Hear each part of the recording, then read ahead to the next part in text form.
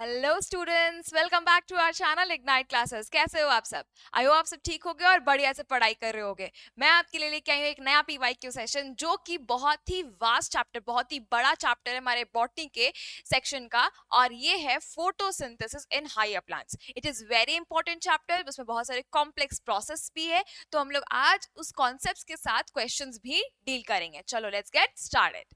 पहला हमारे पास क्वेश्चन आता है इसमें, विच पिगमेंट फॉर्म्स रिएक्शन सेंटर। देखो बच्चा, रिएक्शन सेंटर क्या होता है?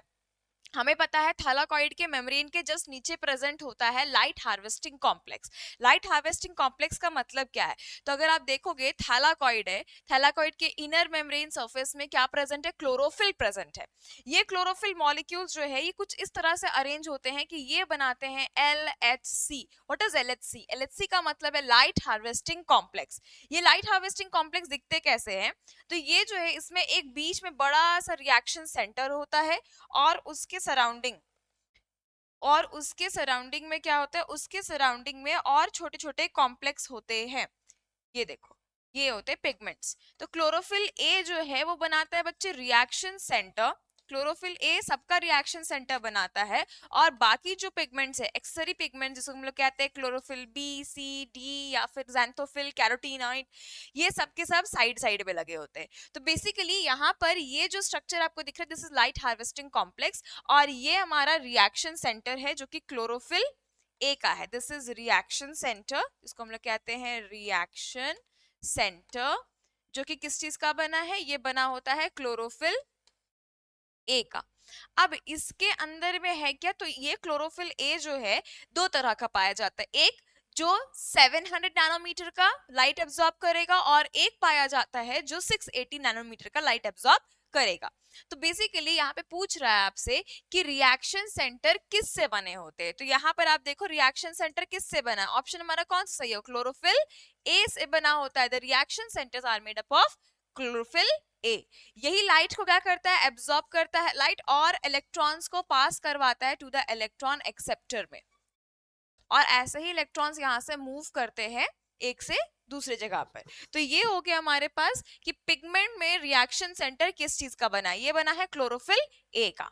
नेक्स्ट आते हैं। Next, ultimate gain of light reaction. Light reaction पूरा करने के बाद क्या क्या चीजें मिलती हैं? तो देखो बच्चे, लाइट रिएक्शन कहां पर होता है? लाइट रिएक्शन होता है थैलाकॉइड में। ये कहां होता है? थैलाकॉइड में।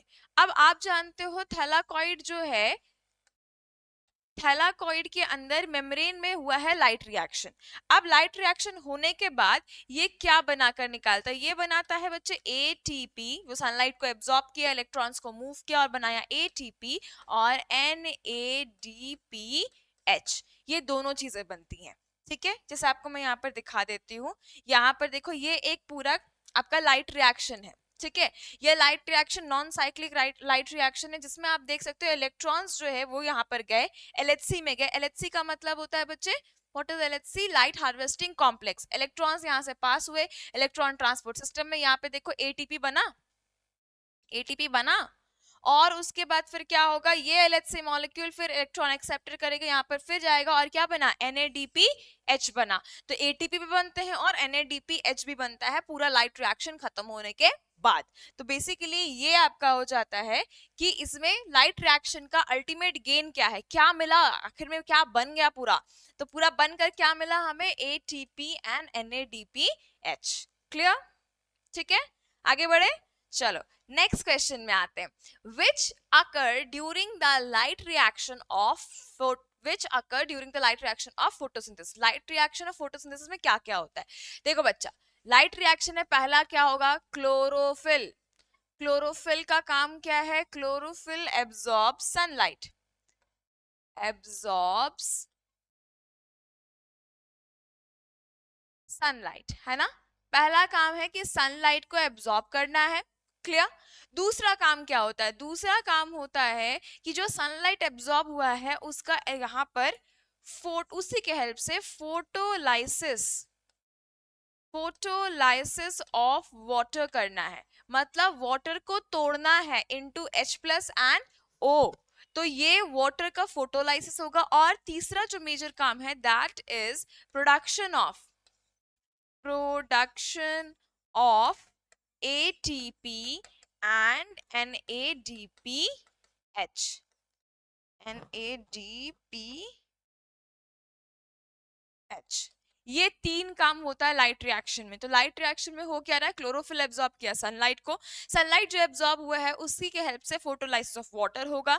फिर जो भी इलेक्ट्रॉन्स आए हैं वो सारे इलेक्ट्रॉन्स जो है वो पास करते हैं इलेक्ट्रॉन ट्रांसपोर्ट सिस्टम में और बनता है हमारे पास ATP एंड NADPH। क्लियर?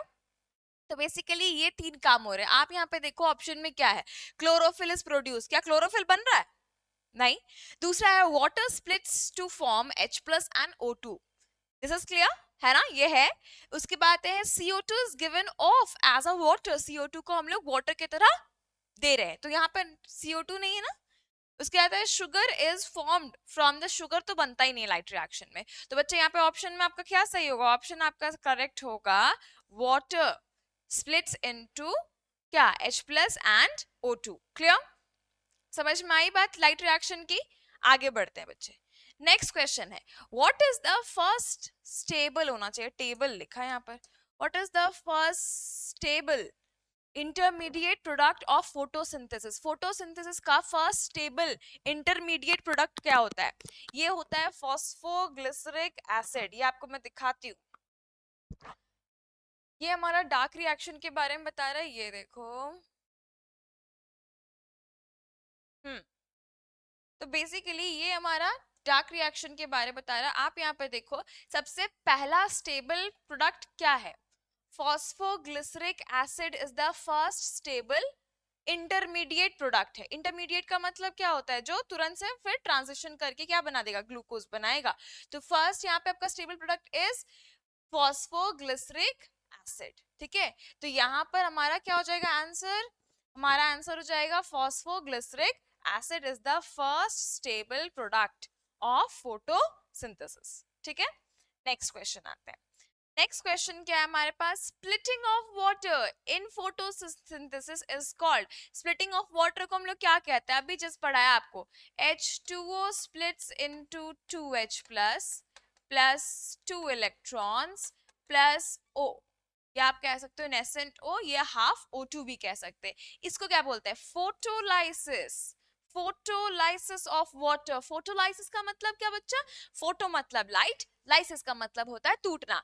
तो लाइट के हेल्प से टूटना किसका, वाटर का, that is called as photolysis of water. ठीक है, तो ये हमारा होता है किसमें, लाइट रिएक्शन में होता है। आगे बढ़ते हैं हम लोग। Ferredoxin is a component of, ferredoxin जो है ये किसका कंपोनेंट है, तो फेरेडॉक्सिन जो है ये हमारे PS1 का कंपोनेंट है। कैसे, मैं दिखाती हूँ आपको PS1 का कंपोनेंट कैसे है फेरेडॉक्सिन, ये देखेंगे,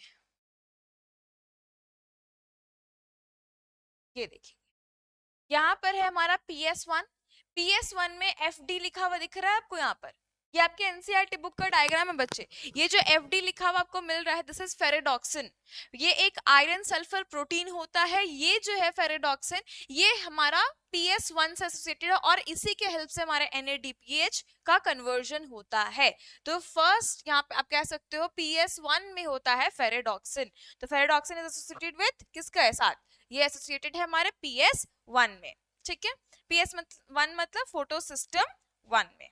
next question, Z scheme show the transfer of electrons involving, Z scheme में क्या क्या हो रहा है, ट्रांसफर ऑफ इलेक्ट्रॉन इन्वॉल्विंग। तो देखो बच्चा, PS1 और PS2 दोनों पार्टिसिपेट करते हैं। अगर मैं यहाँ पर दिखाऊं, दिस इज PS1, ये PS1 का LHC है, मतलब हम मान सकते हैं इसको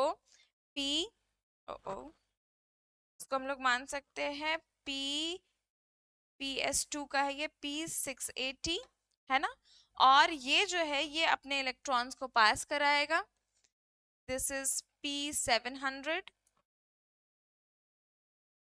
ये हमारा किसका है, नॉन साइक्लिक फोटोफॉस्फोराइलेशन। लाइट आई, लाइट से जो भी इलेक्ट्रॉन्स है वो आए, लाइट यहाँ भी गई, लाइट आई, जो भी इलेक्ट्रॉन्स है वो आए, इलेक्ट्रॉन्स को इन्होंने पास किया टू द इलेक्ट्रॉन एक्सेप्टर, है ना, इलेक्ट्रॉन एक्सेप्टर में पास किया। फिर इलेक्ट्रॉन एक्सेप्टर से ये पास होते हैं 3 चैनल से होते हुए, कहाँ, ये पास होते हैं 3 चैनल से होते हुए हमारे एक और एरो बनाते हैं। हमारे पास P700 में अपने इलेक्ट्रॉन्स है, फिर इसके इलेक्ट्रॉन एक्सेप्टर आते हैं, है ना। और इसके बाद फिर इसमें आता है फेरेडॉक्सिन, इसमें अटैच है फेरेडॉक्सिन, इसमें अटैच है FND या FAD भी कहते हैं, FAD भी कह सकते हैं। ये दोनों अटैच होते हैं और उसके बाद वहां से बनता है ATP और NADH। यहाँ पर ये है इलेक्ट्रॉन ट्रांसपोर्ट सिस्टम, इसको हम लोग कहते हैं इलेक्ट्रॉन ट्रांसपोर्ट सिस्टम, जिससे कि क्या बनेगा, ATP का कन्वर्जन होगा। और यहाँ पर ये क्या कराएगा, ये NADP से NADPH बनवाता है, ठीक है, इसका कन्वर्जन है। और यहाँ पे ADP से ATP का कन्वर्जन होता है। तो दिस इज कॉल्ड एज, यहाँ पर ये क्या है, इसको हम लोग कहते हैं, this is called as Z scheme या नॉन साइक्लिक फोटोफॉस्फोराइलेशन। तो ये नॉन साइक्लिक में आपको क्या देखने को मिल रहा है, ये वाला जो है बच्चा, दिस इज PS2, ये PS2 है, एंड दिस इज PS1। तो PS1 और PS2 दोनों तरह के फोटो सिस्टम्स हमारे थैलाकॉइड के मेम्ब्रेन में पाए जाते हैं, और दोनों के दोनों फोटो सिस्टम मतलब क्लोरोफिल मॉलिक्यूल्स जो है यहाँ पर ये सिस्टम में जो काम कर रहे हैं, ये दोनों के दोनों Z स्कीम करवाते हैं और ATP और NADPH बनता है, ठीक है। तो यहाँ पर ऑप्शन क्या होगा हमारा, इसमें ऑप्शन होगा both A and B। Option यहाँ पे गलत दिया है, बोथ B एंड C होना चाहिए आपके लिए, बोथ B एंड C होना चाहिए, ठीक है। तो हमारा ऑप्शन कौन सा सही है, both B and C। Clear, आगे बढ़े, नेक्स्ट क्वेश्चन आते हैं हम लोग। NADPH is generated through, NADPH किससे जनरेट हो रहा है, अभी जस्ट मैं आपको दिखा रही हूँ, NADPH किससे हो रहा है, PS1 से जनरेट हो रहा है। NADPH is generated by PS1। तो PS1 से NADPH निकल रहा है, तो यहाँ पर हमारा क्या हो जाएगा, ऑप्शन कौन सा सही होगा, NADPH किससे निकलता है, PS1 से, ठीक है। आगे बढ़ते हैं हम लोग नेक्स्ट क्वेश्चन पे। इन फोटो सिस्टम 1 मतलब PS1 the first electron acceptor is, PS1 में पहला इलेक्ट्रॉन एक्सेप्टर कौन है, तो आप जानते हो फेरेडॉक्सिन था, यस, FD लिखा था हमने, फेरेडॉक्सिन। नहीं याद है तो देख लो देख लो देख लो देख लो, इलेक्ट्रॉन एक्सेप्टर कौन है PS1 के, यहाँ पे फेरेडॉक्सिन है, ठीक है। चलो आगे बढ़ते हैं हम लोग, नेक्स्ट क्वेश्चन हमारे पास आता है, ये देखेंगे, cyclic phosphorylation results in the formation of, अगर साइक्लिक फॉस्फोराइलेशन होगा तो ये क्या बनेगा। तो देखो बच्चा, साइक्लिक फॉस्फोराइलेशन जो है वो PS1 अकेला करता है, ये इसका PS1 का सेगमेंट है, आप देख लो, ये PS1 का रिएक्शन सेंटर में P700 है, ठीक है। इसमें जैसे ही लाइट पड़ती है, ये लाइट एब्जॉर्ब करता है और इसके बाद ये अपने इलेक्ट्रॉन्स को पास करवा देता है, कहाँ, इलेक्ट्रॉन एक्सेप्टर में, ये पास करा दिया इलेक्ट्रॉन एक्सेप्टर में, ठीक है। अब ये इलेक्ट्रॉन एक्सेप्टर से क्या होगा, इस इलेक्ट्रॉन एक्सेप्टर से ये इलेक्ट्रॉन यहाँ जाकर NADPH नहीं बनाएगा, ये इलेक्ट्रॉन वापस री एंटर करेगा in the electron transport system में, और यहां से वापस जाएगा इलेक्ट्रॉन यहाँ, और इसी दौरान इसी प्रोसेस में ATP का प्रोडक्शन होगा फ्रॉम ADP, तो ADP से ATP का प्रोडक्शन यहाँ पर कराया जाएगा। This is called as cyclic phosphorylation, और ये होता है हमारे किसमें, this is occur in PS1। तो PS1 में ये काम हो रहा है, इसमें आप देख रहे हो NADPH बन रहा है क्या, नहीं बन रहा, सिर्फ क्या बन रहा है, ATP बन रहा है। तुम्हारा ऑप्शन कौन सा सही होगा, यहाँ पे O2 बन रहा है क्या, O2 भी नहीं बन रहा है, बिकॉज O2 ना बच्चे यहाँ बनता है, ये देखो O2 ओ कहाँ चला गया ये वाला, हाँ, O2 यहाँ पे बनता है, बिकॉज फोटोलाइसिस ऑफ वाटर यहाँ पर होता है। H2O जो है is converted into H plus plus, यहाँ पे 2H plus plus 2 electrons plus O, nascent O, ठीक है, यहाँ पर बनता है। तो ऑक्सीजन भी नहीं बनेगा अगर PS1 की बात करें तो यहाँ पर हमारे पास क्या हो जाएगा ऑप्शन, तो यहाँ पर हमारा ऑप्शन क्या होगा, सिर्फ और सिर्फ क्या बनता है, ATP, क्योंकि PS2 में बनता है ऑक्सीजन, और अगर नॉन साइक्लिक है तभी NADPH बनेगा, नहीं तो NADPH नहीं बनेगा, ठीक है, तो ये हो गया हमारा नॉन साइक्लिक और सॉरी साइक्लिक वाला। अब आते हैं P700 का मतलब क्या है। P मतलब क्या, P का मतलब है फोटो सिस्टम का जो रिएक्शन सेंटर है उसको नाम दे रहे हैं P700। 700 क्या है तो बच्चे ये नैनोमीटर है। 700 नैनोमीटर का एक वेवलेंथ है ऑफ लाइट जो कि रेड लाइट का वेवलेंथ होता है, और ये 700 नैनोमीटर के वेवलेंथ के लाइट को ही एक्सेप्ट करते हैं। तो रिएक्शन सेंटर जो है ये आपको समझना है कि ये है क्या। तो अगर रिएक्शन सेंटर की बात करें, थोड़ा सा मैं रिएक्शन सेंटर के बारे में बता देती हूँ क्योंकि बच्चे बड़े कंफ्यूज होते हैं। रिएक्शन सेंटर का मतलब क्या होता है समझना है। जब हम जानते हैं कि हमें पता है थैलाकॉइड क्या है, क्लोरोप्लास्ट के अंदर है थैलाकॉइड, और थैलाकॉइड के पास इनर मेम्ब्रेन सरफेस में पाया जाता है, उसके पास क्या पाया जाता है, इनर मेम्ब्रेन सरफेस में इसके पास पाया जाता है क्लोरोफिल। क्लोरोफिल के बहुत सारे मॉलिक्यूल्स हैं, लेकिन ये मॉलिक्यूल्स सिस्टम में काम करते हैं। कैसे सिस्टम में काम करते हैं, तो मॉलिक्यूल्स जो होते हैं यहाँ पर एक बड़ा molecule that is called as chlorophyll a, ये होता है हमारे पास क्लोरोफिल ए, यहाँ पे मैं लिखती नहीं हूँ, क्लोरोफिल ए होता है, और इसके आजू बाजू में छोटे छोटे मॉलिक्यूल जो कि हमारे पास आते हैं that is chlorophyll b, c, d, xanthophyll, ये सब पाए जाते हैं यहाँ पर। ठीक है, तो होता क्या है ना, जैसे लाइट एब्जॉर्ब होता है, सारे मॉलिक्यूल्स लाइट एब्जॉर्ब करते हैं। लाइट एब्जॉर्ब करते हैं, मोस्टली कौन कौन सी लाइट एब्जॉर्ब हो सकती है, लाइट जो है वो एब्जॉर्ब हो सकती है, पहला दैट इज ब्लू लाइट, और दूसरा हो सकता है रेड लाइट, क्योंकि आप जानते हो हमारा जो सनलाइट है वो व्हाइट लाइट है, तो वो स्पेक्ट्रा में टूटता है। 7 स्पेक्ट्रा में जब वो टूट रहा है तो उसमें रेड लाइट भी है, ब्लू लाइट भी है, ग्रीन लाइट भी है। सबसे कम एब्जॉर्ब होती है ग्रीन लाइट और सबसे ज्यादा एब्जॉर्ब होती है रेड लाइट, रेड और ब्लू लाइट। तो बेसिकली ये जब एब्जॉर्प्शन होगा, ये सारे लाइट में जो भी फोटोन्स आ रहे हैं, ये सारे फोटोन्स या इलेक्ट्रॉन्स जो है, जो भी फोटोन्स है, वो क्या कर रहे हैं, सारे आजू बाजू के मॉलिक्यूल्स को क्या कर देते हैं, एक्साइट कर देते हैं। जैसे लाइट की वजह से ये सारे मॉलिक्यूल्स एक्साइट हो जाते हैं, ये क्या करते हैं, ये अपने इलेक्ट्रॉन्स को ट्रांसफर कर देते हैं टू द रिएक्शन सेंटर। तो इसको हम लोग कहते हैं reaction centre. This is reaction centre. और रिएक्शन सेंटर जो है बच्चे, ये हमेशा क्लोरोफिल ए का बना होता है। किसका बना होता है, क्लोरोफिल ए का। अब ये दो तरह का पाया जाता है, क्लोरोफिल ए जो है ये दो तरह का है। अगर ये P700 है, मतलब ये भी लाइट एब्जॉर्ब करता है, कितना वेवलेंथ का, P700, 700 नैनोमीटर के वेवलेंथ का। ओ कहाँ चला गया ये, 700 नैनोमीटर के वेवलेंथ का अगर ये एब्जॉर्ब करता है तो यहाँ पर इसको हम लोग कहते हैं P700। और अगर ये क्लोरोफिल जो है ये 680 नैनोमीटर के लाइट को एब्जॉर्ब करेगा, ये वाला, तो उसको हम नाम देते हैं P680। तो रिएक्शन सेंटर का ही नाम है, उस क्लोरोफिल ए का ही नाम है P700 और P680। ठीक है, अब ये जो अपना सिस्टम बनाता है, ये अपने इलेक्ट्रॉन्स को पास कराता है अपने इलेक्ट्रॉन एक्सेप्टर में। तो अब ये जो काम कर रहा है बच्चे, ये जो इलेक्ट्रॉन एक्सेप्टर को अब दे रहा है अपना इलेक्ट्रॉन्स, ये यहाँ से काम चालू होगा, मतलब इलेक्ट्रॉन को डोनेट करेगा, फिर इलेक्ट्रॉन्स पास होंगे, ऐसे ही काम चलता रहेगा। तो ये जो है एक सिस्टम बना रहा है। अब अगर यहाँ पर ये वाला P700 होता तो ये बोलते हैं हम लोग PS, क्या है, ये है PS1। और अगर ये PS2 होता, मतलब रिएक्शन सेंटर इसका P680 होता, तो हम इसको बोल देते PS2। This is PS2 and this is PS1। तो यहाँ पर बस यही चीजें हैं, अलग कुछ है नहीं।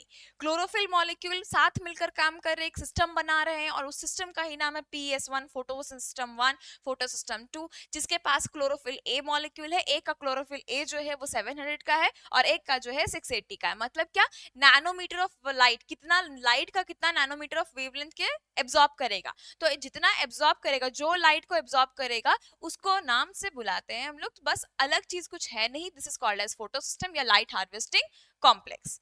तो यहाँ पर वापस क्वेश्चन पे आते हैं, बोल रहा है P700 इज नहीं is so named because P700 का नाम P700 क्यों रखा गया। पहला आपका ऑप्शन है, it is 700 times more efficient than 13 other pigments. बोल रहा 13 अदर पिगमेंट से ज्यादा ये इतना एफिशिएंट है। उससे कोई मतलब है नहीं है। मतलब किससे है, उतना नैनोमीटर, 700 नैनोमीटर के वेवलेंथ के लाइट को एब्जॉर्ब करना है। दूसरा आता है absorption and action, it's absorption and action spectra shows peak at 7 nanometre. ठीक है भाई। नेक्स्ट है, it is rendered effective ineffective at the wavelength. बोल रहा है ineffective, ineffective का मतलब क्या होता है? बोल रहा है इनफेक्टिव का मतलब वो काम का नहीं है, ठीक है, काम नहीं कर रहा है 700 नैनोमीटर में, तो ये बात तो गलत हो गई. It is a unit consisting of 700 chlorophyll molecule. ये भी फालतू बकवास है. क्या सही है हमारा? ये एब्जॉर्ब कर रहा है कितने 700 नैनोमीटर के वेवलेंथ ऑफ लाइट को, उतने एक्शन स्पेक्ट्रा को, मतलब उतना में वो काम करेगा, वो अपने पीक में काम करेगा. तो 700 का मतलब यही होता है. ठीक है, आगे बढ़े हम लोग. नेक्स्ट क्वेश्चन आते हैं हम लोग. In dark reaction, first reaction is first reaction is the, पहला रिएक्शन क्या है? डार्क रिएक्शन जो है इसका मतलब है ये होगा कहां पर? इन स्ट्रोमा. ये होगा स्ट्रोमा में. ठीक है. अब बोल रहा है डार्क रिएक्शन का पहला रिएक्शन क्या है? डार्क रिएक्शन 3 रिएक्शंस में डिवाइडेड है. ठीक है. तो पहला आता है हमारे पास कार्बोक्सिलेशन, मतलब कार्बन फिक्सेशन. कार्बन का फिक्सेशन आप देखो यहाँ पे, मैं दिखाती हूँ आपको, केल्विन साइकिल या डार्क रिएक्शन. ये हमारा डार्क रिएक्शन या केल्विन साइकिल है. आप यहाँ पर देखेंगे तो क्या हो रहा है, यहाँ पर सबसे पहले CO2 का एब्जॉर्प्शन हुआ, और ये CO2 एब्जॉर्ब हो गया रुबिस्को बिसफॉस्फेट के साथ, राइबुलोज बिसफॉस्फेट के साथ, इनटू कन्वर्टेड इनटू फॉस्फोग्लिसरेट. ये प्रोसेस को हम कहते हैं कार्बोक्सिलेशन. कार्बोक्सिलेशन मतलब कि fixing of carbon dioxide, carbon dioxide को फिक्स करना. तो यहाँ पर क्या हो जाएगा बच्चे? यहाँ पर हमारे पास क्या होगा? पहला process is carboxylation. First process is carboxylation. ठीक है, कोई दिक्कत नहीं. आगे बढ़ते हैं. Photo respiration in C3 plant starts from. Photo respiration का मतलब क्या? फोटो का मतलब लाइट. लाइट के प्रेजेंस में अगर रेस्पिरेशन कर रहा है प्लांट, इसका मतलब क्या है? वो फोटोसिंथेसिस नहीं कर रहा है. फोटोसिंथेसिस का मतलब क्या होता है? CO2 लेना और उसको यूज करके क्या बनाना है? उसको यूज करके CO2 को यूज करके ग्लूकोज बनाना या फूड बनाना. और आपका उल्टा रेस्पिरेशन होता है. यहाँ पर रेस्पिरेशन का मतलब क्या होता है? O2 लेकर उसी ग्लूकोज को तोड़ना और CO2 बनाना. ठीक है.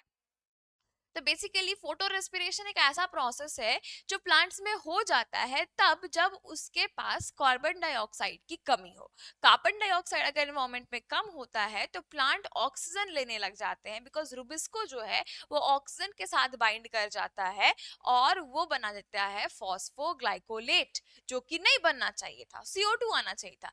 Due to absorption of O2, CO2 absorb नहीं हो पाता है रुबिस्को के हेल्प से, और यहाँ पर हो जाता है फोटो रेस्पिरेशन. तो फोटो रेस्पिरेशन जो है वो C3 प्लांट्स में किस से स्टार्ट होता है? फॉस्फोग्लाइकोलेट से. अभी जस्ट मैंने आपको बताया फॉस्फोग्लाइकोलेट से. यहाँ पे मैं दिखा भी देती हूँ आपको. हम्म, ये देखेंगे, ये हमारा फोटो रेस्पिरेशन बता रहा है. ये देखो आप, बना है ना फॉस्फोग्लाइकोलेट बना है और फिर फॉस्फोग्लिसरेट बना है. तो यहाँ पर रुबिस्को जो है ये अगर CO2 को बाइंड करवाएगा RuBP के साथ तो वो बनेगा केल्विन साइकिल, मतलब डार्क रिएक्शन. लेकिन अगर रुबिस्को हमारे ऑक्सीजन के साथ बाइंड करवा देगा RuBP को तो ये बनाएगा फॉस्फोग्लाइकोलेट. ठीक है. और ये रेस्पिरेशन लाइट के प्रेजेंस में हो रहा है, जो कि होना नहीं चाहिए, लेकिन होता कब है? जब ऑक्सीजन कम हो जाता है, सॉरी कार्बन डाइऑक्साइड कम हो जाता है और ऑक्सीजन ज्यादा हो जाता है इन्वायरमेंट में, तब ऐसा होता है. आते हैं हम लोग नेक्स्ट क्वेश्चन पे. Photo respiration is favoured by, अभी जस्ट बताया फोटो रेस्पिरेशन क्यों होता है. तो ऑक्सीजन का लेवल ज्यादा और कार्बन डाइऑक्साइड का लेवल कम. तो लो लाइट, लाइट से मतलब नहीं है. लो O2 एंड हाई CO2, इसमें तो फोटोसिंथेसिस होगा, रेस्पिरेशन तो होगा नहीं. लो टेम्परेचर, टेम्परेचर मतलब नहीं है. High O2 and low CO2, O2 ज्यादा हो गया और CO2 कम हो गया, इसी वजह से फोटो रेस्पिरेशन होता है प्लांट्स में, फोटोसिंथेसिस नहीं हो पाता है. ठीक है. नेक्स्ट क्वेश्चन आते हैं. Specific characteristic of C4 plant. C4 plant का स्पेसिफिक कैरेक्टरिस्टिक क्या है? C4 प्लांट C3 प्लांट से अलग कैसे होता है? उसकी एनाटॉमी जो है बच्चे, उसमें कुछ डिफरेंस होता है. यहाँ पर आप देखो, मैं दो एनाटॉमी दिखाती हूँ. ये आपको नॉर्मल C3 प्लांट की एनाटॉमी है जिसमें एपिडर्मिस है, इसमें बड़े बड़े हमारे पास सेल्स है. यहाँ पर हमारे पास बड़े बड़े सेल्स है. ठीक है. ये हमारे मीजोफिल सेल्स होते हैं, और ये जो है यहाँ पर हमारे पास बंडल शीट सेल्स है।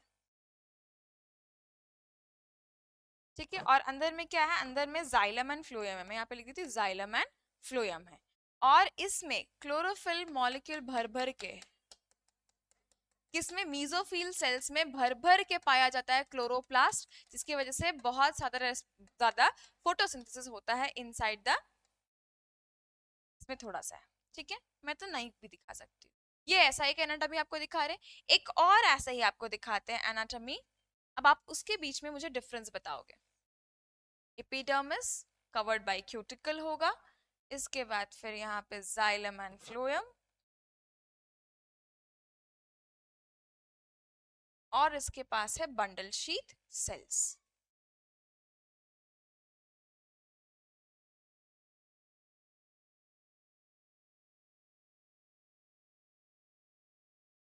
आपको यहीं पर डिफरेंस समझ में आ जाना चाहिए कि हो क्या रहा है यहाँ पर।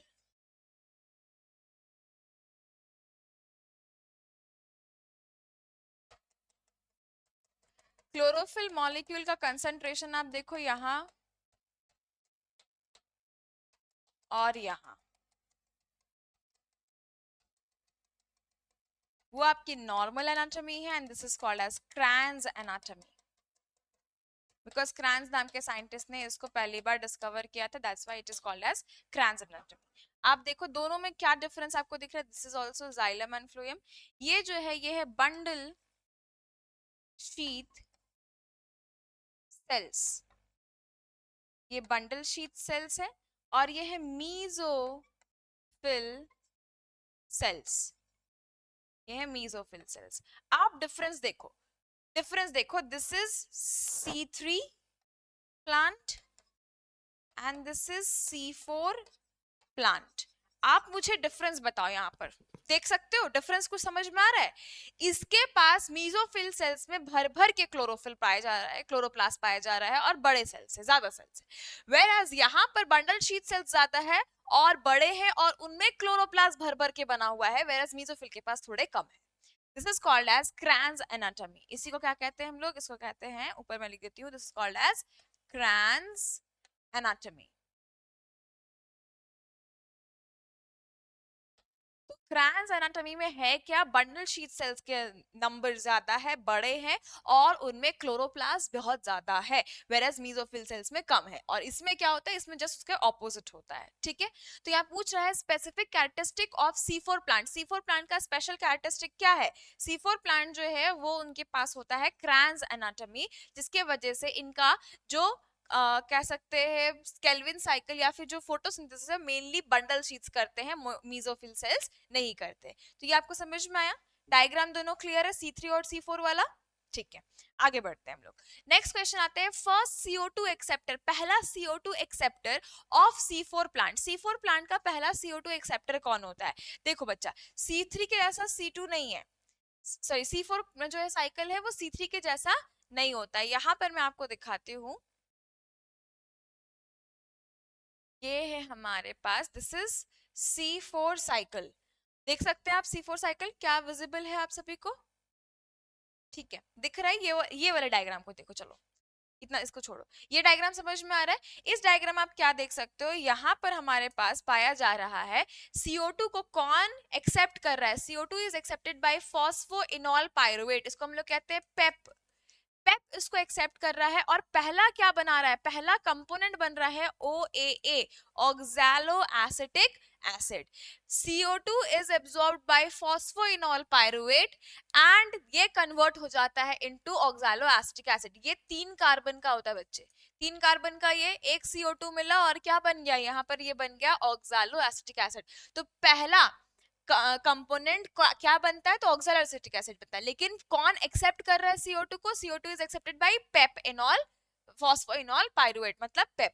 ठीक है, क्लियर है, ये मीजोफिल सेल्स के अंदर हुआ। और उसके बाद फिर बंडल शीट सेल के अंदर क्या होगा, केल्विन साइकिल चलेगा उसके स्ट्रोमा में। ठीक है, आगे बढ़ते हैं हम लोग, यहाँ पर देखते हैं नेक्स्ट हमारे पास क्या क्वेश्चन है।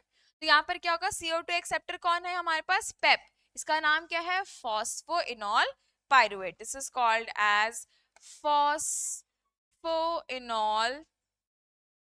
पायरुवेट या फॉस्फोइनॉल पायरुविक एसिड भी कह सकते हो, ठीक है। चलो आगे बढ़ते हैं हम लोग। C3 cycle is also known as, C3 cycle क्या बोलते हैं, तो काफी आसान है। C3 साइकिल को हम लोग कहते हैं केल्विन साइकिल, ठीक है। क्रेब्स साइकिल का दूसरा नाम है TCA साइकिल या सिट्रिक एसिड साइकिल। ये भी इंपॉर्टेंट क्वेश्चन है, याद रखने की बात है। Calvin cycle takes place, Calvin cycle कहां पर होता है, तो Calvin cycle in only in monocot and dicot, सिर्फ मोनोकॉट डाइकॉट में होता है। इन C3 प्लांट्स ओनली, सिर्फ C3 प्लांट में होता है। C3 साइकिल, केल्विन साइकिल को हम लोग कहते हैं C3 साइकिल। इसका मतलब ये नहीं हुआ कि ये सिर्फ और सिर्फ C3 प्लांट्स में होगा, ये यूनिवर्सल साइकिल है जो कि सब में होगा, हर इन ऑल फोटोसिंथेटिक प्लांट, चाहे C3 हो, C4 हो, कैंप हो, कोई भी हो, ठीक है। नेक्स्ट आते हैं। In a chloroplast, the highest number of protons are found in. Chloroplast में सबसे ज्यादा number of protons कहाँ पाए जाते हैं, ये पाए जाते हैं थैलाकॉइड के ल्यूमेन में। याद रखना है, ये है अगर क्लोरोप्लास्ट,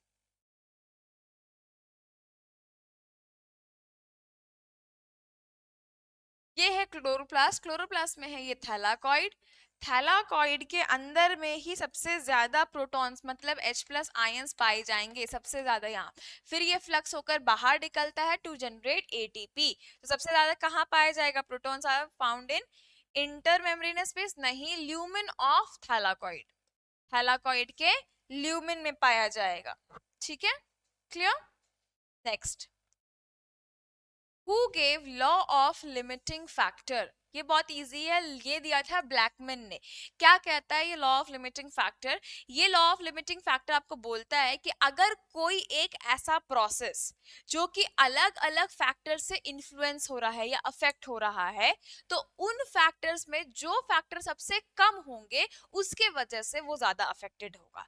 जैसे एग्जाम्पल कि अगर फोटोसिंथेसिस एक प्रोसेस है, वो अफेक्ट होता है टेम्परेचर से, वो होता है लाइट इंटेंसिटी से, CO2 कंसंट्रेशन से, वाटर के कंसंट्रेशन से, तो ये सारी चीजों से ये अफेक्ट हो रहा है। अब इन चारों में सबसे कम चीज जो पाई जाएगी, सबसे कम पाया जाएगा या सबसे कम क्वांटिटी में होगा, वो ज्यादा अफेक्ट करेगा फोटोसिंथेसिस को। जैसे एग्जांपल मान लो लाइट बढ़िया है, ठीक है, CO2 का कंसंट्रेशन बढ़िया है, आपके तो लाइट बढ़िया है, टेम्परेचर भी बढ़िया है, वाटर भी सही मिल रहा है, लेकिन CO2 का कंसंट्रेशन कम हो गया, तो क्या करता है फिर प्लांट, फोटोसिंथेसिस नहीं करता है, फिर वो करता है फोटो रेस्पिरेशन, है ना। तो यहाँ पर वही बात आ जाती है कि अगर इसमें बहुत सारे फैक्टर हो, जिसमें से जो फैक्टर कम है, जो कम वैल्यू वाला है, वो ज्यादा अफेक्ट करेगा, वही अफेक्ट करेगा बेसिकली। ये दिया था ब्लैकमैन ने। नेक्स्ट क्वेश्चन आते हैं हम लोग। The maximum concentration of CO2 for photosynthesis in C3 plants, C3 plants में CO2 का मैक्सिमम कंसंट्रेशन कितना होना चाहिए, 360 नैनोमीटर होना चाहिए, ठीक है, 360 नैनोमीटर होने चाहिए, ठीक। आगे बढ़ते हैं हम लोग। नेक्स्ट है, इन C4 plants Calvin cycle operates in, C4 plant में केल्विन साइकिल कहां पर होता है। अभी जस्ट आप देखो यहाँ पर C4 प्लांट, मीजोफिल सेल्स में कोई केल्विन साइकिल नहीं, लेकिन यहाँ पर केल्विन साइकिल है, यस, दिख रहा है ये वाला, ये केल्विन साइकिल हो रहा है कहाँ, बंडल शीथ सेल्स में हो रहा है। बंडल शीथ सेल्स में क्या होगा, स्ट्रोमा ऑफ द क्लोरोप्लास्ट। तो यहाँ पे देखते हैं कहाँ होगा, stroma of bundle sheath sales chloroplast, bundle sheath sales के क्लोरोप्लास्ट के स्ट्रोमा में। बिल्कुल सही बात है, बिल्कुल सही बात है, क्लोरोफिल क्लोरोप्लास्ट के बंडल शीथ सेल्स के क्लोरोप्लास्ट के स्ट्रोमा में होता है क्या, केल्विन साइकिल, मतलब C3 cycle. Next, splitting of water is associated with, splitting of water कौन करा रहा है, तो अभी जस्ट हमने देखा था PS2 कराता है ना। ये वाले डायग्राम याद है आपको, इसी में हम लोगों ने देखा है, ये देखो PS2 में क्या हो रहा है, PS2 में वाटर का स्प्लिटिंग हो रहा है, तो स्प्लिटिंग ऑफ वाटर कहाँ हो रहा है, PS2 में हो रहा है, ठीक है। चलो आगे बढ़ते हैं हम लोग। नेक्स्ट और लास्ट क्वेश्चन हमारे पास है, that is which of the following statement is not correct, इनमें से कौन सा स्टेटमेंट गलत है, करेक्ट नहीं है। पहला पॉइंट लिखा है, Calvin cycle is also known as C3 cycle, ये तो सही बात है ना, केल्विन को ही हम लोग C3 साइकिल कहते हैं। Hatch Slack cycle is also known as C4 cycle, ये भी बहुत सही बात है, हैच-स्लेक साइकिल को ही हम लोग C4 साइकिल कहते हैं। Cran's anatomy is a characteristic feature of C4 cycle, ये भी सॉरी C4 प्लांट, बिल्कुल सही बात है, C4 प्लांट में क्या होती है, Cran's anatomy होती है। नेक्स्ट है इन C4 plants primary CO2 acceptor. आप देखो C4 में प्राइमरी CO2 कौन था? पेप था ना, पेप था, और यहाँ पे क्या लिखा? Oxalo acetic acid. गलत है कि नहीं है? पेप ने एक्सेप्ट किया और फिर कन्वर्ट हुआ OAA में, तो यहाँ पर ऑप्शन कौन सा गलत हो जाएगा? ये हो जाएगा। ठीक है, तो हमारा डी ऑप्शन यहाँ पर करेक्ट होगा। क्लियर? तो ये ऐसे हम लोगों ने यहाँ पे कंप्लीट किया। बहुत सारे हमारे पास क्वेश्चंस और भी होते हैं यहाँ पे फोटोसिंथेसिस के, मैं और सेशन लेकर आऊंगी आपके लिए फोटोसिंथेसिस का। अगर आपको इसका फुल डिस्क्रिप्शन के साथ प्रॉपर आपको चाहिए टॉपिक वाइज इसके सारे क्वेश्चंस, तो आप मुझे कमेंट करो और मुझे बताओ कि यहाँ पर आपको पूरे का पूरा सीरीज चाहिए पूरे फोटोसिंथेसिस का, तो मैं आपको फोटोसिंथेसिस का वन शॉट वीडियो बना दूंगी। ठीक है, चलो ऐसे ही वीडियोस के साथ हमारे साथ बने रहो। आप बढ़िया से प्रैक्टिस करो, बढ़िया से पढ़ाई करो, हमारे साथ मिले रहो, हमारे चैनल को सब्सक्राइब कर लो, लाइक कर लो, और मिलते हैं हम लोग नेक्स्ट वीडियो में। तब तक के लिए बाय बाय।